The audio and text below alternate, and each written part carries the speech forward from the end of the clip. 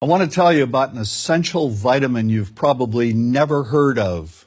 If you're a parent or plan to be one, it might be more important to your child's growth than all other vitamins combined, and only you, a parent, can provide it.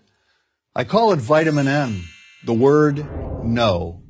More and more children, I find, are suffering from vitamin N deficiency, and they, their parents, and our entire culture are paying the price. Let me illustrate my point with a story that's quite typical. A father, I'll call him Bill, gave his son, age 5, pretty much everything the little boy asked for. Like most parents, Bill wanted more than anything for his son to be happy, but he wasn't. Instead, he was petulant, moody, and often sullen. He was also having problems getting along with other children. In addition, he was very demanding and rarely, if ever, expressed any appreciation, let alone gratitude, for all the things Bill and his wife were giving him. Was his son depressed, Bill wanted to know? Did he need therapy? His son, I told him, was suffering the predictable ill effects of being overindulged. What he needed was a healthy and steady dose of vitamin N. Overindulgence, a deficiency of vitamin N, leads to its own form of addiction. When the point of diminishing returns is passed, and it's passed fairly early on, the receiving of things begins to generate nothing but want for more things. One terrible effect of this is that our children are becoming accustomed to a material standard that's out of kilter with what they can ever hope to achieve as adults.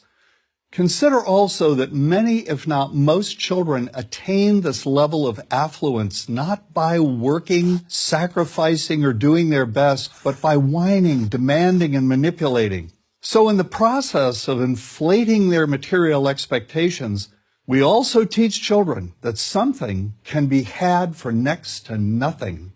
Not only is that a falsehood, it's also one of the most dangerous, destructive attitudes a person can acquire.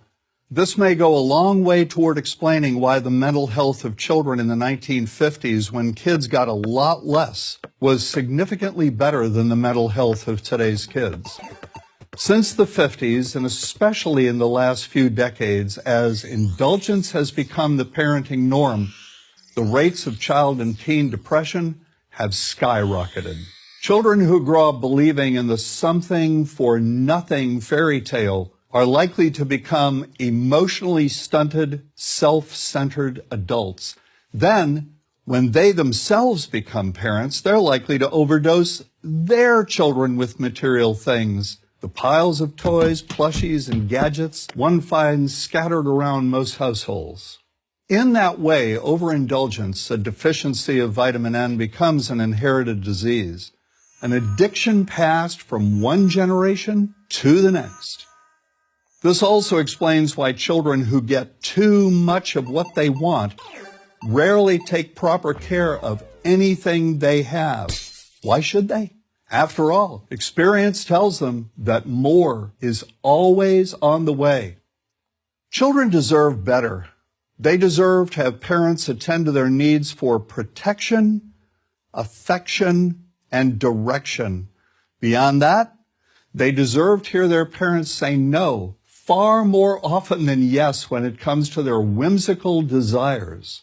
They deserve to learn the value of constructive creative effort as opposed to the value of effort expended whining, lying on the floor, kicking and screaming, or playing one parent against the other. They deserve to learn that work is the only truly fulfilling way of getting anything of value in life, and that the harder they work, the more ultimately fulfilling the outcome. In the process of trying to protect children from frustration, parents have turned reality upside down.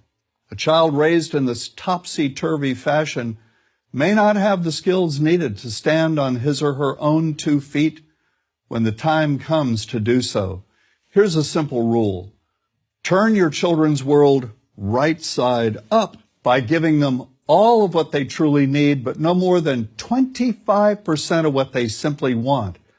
I call this the principle of benign deprivation. When all is said and done, the most character-building 2-letter word in the English language is no. Vitamin N. Dispense it frequently. You'll be happier in the long run, and so will your child.